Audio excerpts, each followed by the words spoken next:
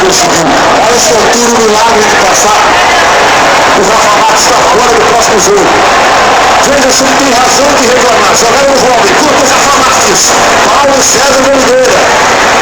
Pênalti. Bem marcado.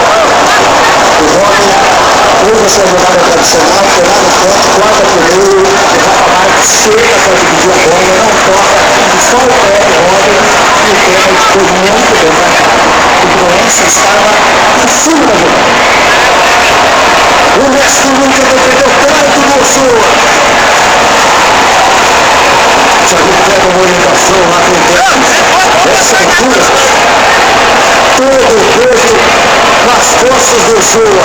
A responsabilidade do treinador é sempre um pouquinho maior. A chance é sempre maior de que vai bater o Cuntelar. Com todo o lado do Pérez. Preparou a jogada para o gol do Ryder. Agora de pênalti tem a chance de botar a Holanda nas quartas de final. Eu já vi ver se o John também é pênalti. Não vai não.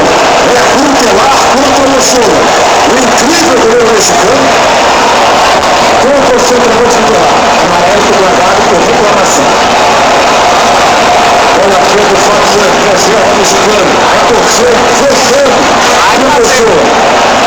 Cuntelar está pronto para rodar.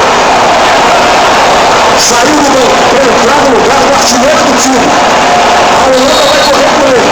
Lá vai o Cuntelar. Correu para agora.